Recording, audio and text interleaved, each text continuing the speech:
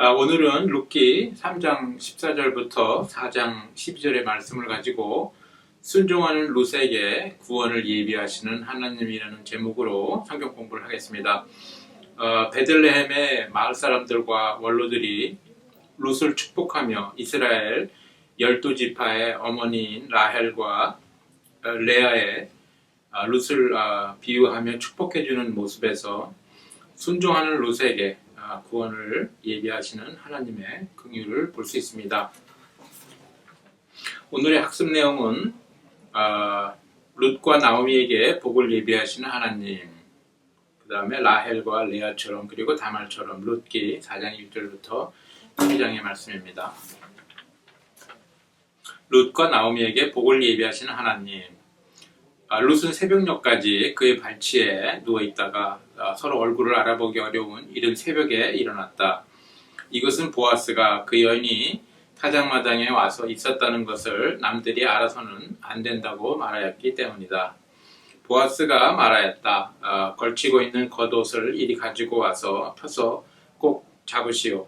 보아스는 룻이 겉옷을 펴서 잡고 있는 동안 보리를 6번 되어서 그에게 이워주고는 성읍으로 들어갔다. 룻이 시어머니에게 돌아오니 시어머니가 물었다. 얘야 어찌 되었느냐? 룻은 그 남자가 자기에게 한 일을 시어머니에게 낱낱이 말하고 덧붙여서 말하였다. 6번이나 되어서 준 이 보리는 어머니께 빈손으로 가서는 안 된다고 하면서 바로 그가 손수 담아준 것입니다. 그러자 시어머니가 일렀다. 얘야 일이 어떻게 될지 확실해질 때까지 너는 가만히 기다리고 있거라. 아마 그 사람은 지금쯤 가만히 있지 않을 것이다. 이 일을 마무리 짓는데 오늘을 넘기지는 않을 것이다. 위의 본문 말씀을 통하여 나오미가 며느리 룻을 사랑하는 마음, 그리고 룻의 시어머니에 대한 순종, 구원자로서 보아스의 신실한 맹세와 약속을 보면서 룻과 나오미에게 복을, 구원을 예비하시는 여호와 하나님을 볼 수 있습니다.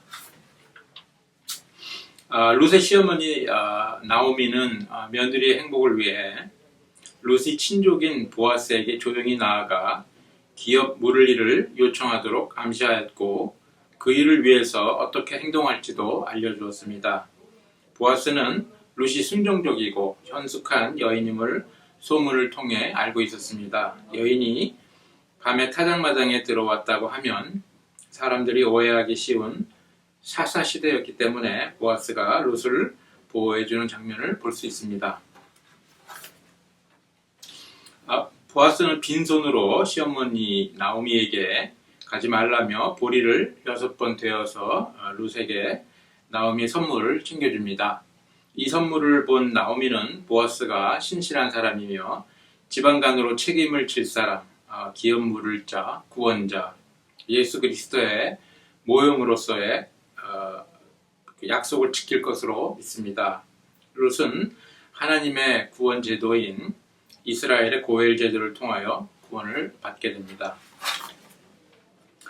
이스라엘에는 고엘 제도로서 기업 물르는 제도가 있는데 가장 가까운 친족이 대신 빚을 갚아줌으로써 팔았던 기업의 땅을 되찾아주는 제도입니다. 두 번째로는 형제 중에 아들을 얻지 못해서 기업을 이을 자를 생산하지 못하고 죽으면 그 동생이나 형수와 결혼하여 아들을 낳은 후 그 첫 아들은 형의 가문을 이어서 기업이 끊어지지 않도록 하는 제도입니다. 소원법이죠. 그리고 친척이 피살되었을 때 살인자를 죽임으로 원한을 갚아주는 제도입니다. 소원법은 고엘 제도의 일부입니다. 그리고 3번 친척이 피살되었을 때 살인자를 죽이는 법은 법에서 그 도피성이 나옵니다. 요단강 중심으로 왼쪽에 3개, 오른쪽에 3개. 요단강을 중심으로 왼쪽에 3개, 오른쪽에 3개가 있었던 이유는 하루 만에 갈 수 있는 거리에다가 도피성을 지었기 때문에 그렇습니다. 만약에 실수로 사람을 죽인 경우는 도피성에 가서 피해 있을 수 있었고요. 그 다음에 제사장이 죽은 다음에 다시 도피성에서 나올 수 있었습니다. 그러나 실수로 사람을 죽인 것이 아니고 계획적으로 만약에 사람을 죽였을 경우에는 도피성에 피해 있는 것이 허락되지 않았습니다. 라헬과 레아처럼 그리고 다말처럼 보아스가 성문 위 회관으로 올라가서 앉아 있는데 그가 말하던 지방간으로서의 책임을 져야 할 바로 그 사람이 마침 지나가고 있었다. 보아스가 그에게 여보시오, 이리로 좀 올라와서 앉으시오 하고 말하였다. 그러자 그가 올라와서 앉았다. 보아스는 성mol로 10사람을 청하여 그 자리에 함께 앉도록 하였다. 그 사람들이 모두 자리에 와서 앉자 보아스가 지방간으로서 책임을 져야 할 사람에게 말하였다. 모압 지방에서 돌아온 나오미가 우리의 친족 엘리멜렉이 가지고 있는 밭을 팔려고 내놓았소. 나는 이 사실을 분명히 알려드리오. 여기 앉아 계시는 분들과 우리 마을 어른들께서 보시는 앞에서 나는 당신이 그 밭을 사라고 말씀드리오. 당신이 지방간으로서의 책임을 지겠다면 그렇게 하시오. 그러나 지방간으로서의 책임을 지지 않겠다면 그렇게 하지 않겠다고 분명히 말하여 주시오. 당신이 지방간으로서의 책임이 있는 첫째 사람이요. 나는 그 다음이요. 그러자 그가 대답하였다. 내가 지방간으로서의 책임을 지겠소. 보아스가 다시 말하였다. 그렇다면 나오미의 손에서 그 밭을 사는 날로 고인의 아내인 모압 여인 룻도 아내로 맞아들여야 하오. 그렇게 하여야만 그가 물려받은 그 유산이 고인의 이름으로 남게 될 것이요. 그러자 지방간으로서의 책임이 있는 그 사람이 말하였다. 그런 조건이라면 나는 지방간으로서의 책임을 질 수 없소. 잘못하다가는 내 재산만 축나겠소. 나는 그 책임을 질 수 없으니 당신이 내가 져야 할 지방간으로서의 책임을 지시오. 옛적에 이스라엘에는 유산매매나 문물교환 같은 일을 법적으로 분명히 할 때에는 한쪽 사람이 다른 한쪽 사람에게 자신의 신을 벗어주는 관습이 있었다. 이스라엘에서는 이렇게 함으로써 일이 확정된다는 증거를 삼았다. 지방간으로서의 책임이 있는 그 사람이 보아스에게 당신이 사시오 하면서 자기의 신을 벗어주었다.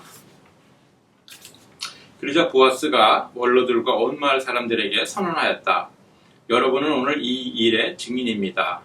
나는 엘리멜렉이 가지고 있던 모든 것과 기련과 말론이 가지고 있던 모든 것을 나오미의 손에서 사겠습니다. 나는 말론의 아내인 모압 여인 룻도 아내로 맞아들여서 그 유산이 고인의 이름으로 남아있도록 하겠습니다. 그렇게 하여 고인의 이름이 그의 고향 마을에서도 끊어지지 않고 친족들 사이에서도 끊어지지 않도록 하겠습니다. 여러분은 오늘 이 일의 증인입니다. 그러자 성문 위 회관에 모인 온 마을 사람들과 원로들이 대답하였다. 우리가 증인입니다. 주님께서 그대의 집안으로 들어가는 그 여인을 이스라엘 집안을 일으킨 두 여인 곧 라헬과 레아처럼 되게 해주시기를 빕니다. 에브랏 가문에서 그대가 번성하고 또한 베들레헴에서 이름을 떨치기를 빕니다. 주님께서 그 젊은 부인을 통하여 그대에게 자손을 주셔서 그대의 집안이 다말과 유다 사이에서 태어난 아들 베레스의 집안처럼 되게 하시기를 빕니다. 이스라엘 시대의 성문은 적으로부터 성을 보호하는 파수꾼의 역할을 했지만 또한 마을 사람이 억울한 일을 당하거나 마을 공동체의 중요한 결정을 할 때에는 성문 위에 앉아서 토론을 했고 모든 법적인 절차도 성문 위에서 이루어졌습니다. 밤잠을 설치고 아침 일찍 성으로 들어온 보아스는 룻을 구원하려고 이리저리 뛰어다니며 증인이 될 성읍의 원로들을 초청하게 됩니다. 엘리멜렉, 나오미의 남편이죠. 엘리멜렉의 가장 가까운 친척에게 룻에게 긍휼을 베풀 수 있느냐고 물어보는 보아스의 모습에서 하나님의 살아계심을 두고 맹세한 보아스의 결혼한 의지를 엿볼 수 있습니다. 야곱의 아내였던 라헬과 레아는 이스라엘 12지파의 어머니였으므로 베들레헴 사람들과 원로들이 룻을 이스라엘 집안을 일으킨 라헬과 레아에 비유하여 축복해주는 모습에서 하나님의 은혜가 베들레헴 성문 위에 넘치는 것을 볼 수 있습니다. 이스라엘에서는 중요한 사람의 이름을 나중에 썼다고 합니다. 그래서 야곱의 아내였던 라헬과 레아 이렇게 되면 레아가 더 중요한 사람이라고 합니다. 야곱의 첫 사랑이자 영원한 사랑인 라헬의 아들 요셉, 애굽의 총리죠. 요셉에게로 이스라엘의 역사가 이어지는 것이 아니라 유다에게로 이어집니다. 유다는 레아의 네 번째 아들이며 유다의 자손을 통하여 이스라엘의 역사가 이어집니다. 유다는 주님을 찬송하리로다 라는 뜻을 가지고 있습니다.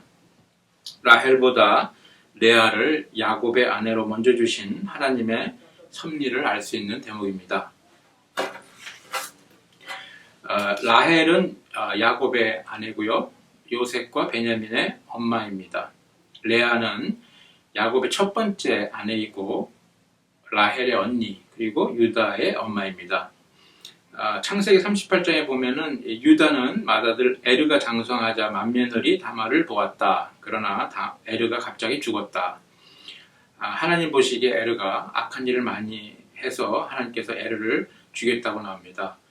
동생 오난이 손법에 따라 형수에게 씨를 주어야 했으나 오난도 죽게 된다. 하나님께서 씨를 주라고 명령을 하셨는데 순종하지 않아서 오난도 죽게 됩니다. 이런 와중에 맏며느리였던 다말은 창녀를 변장하여 유다와 동침하여 임신한다.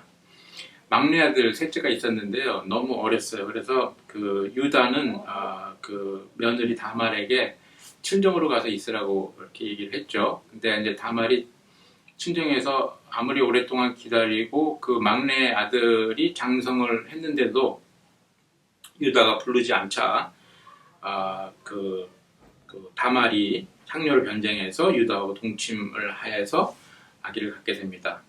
그래서 유다에게서 쌍둥이 베레스와 세라가 나옵니다. 베레스는 다윗의 아버지 이세 가문의 위대한 선조였습니다.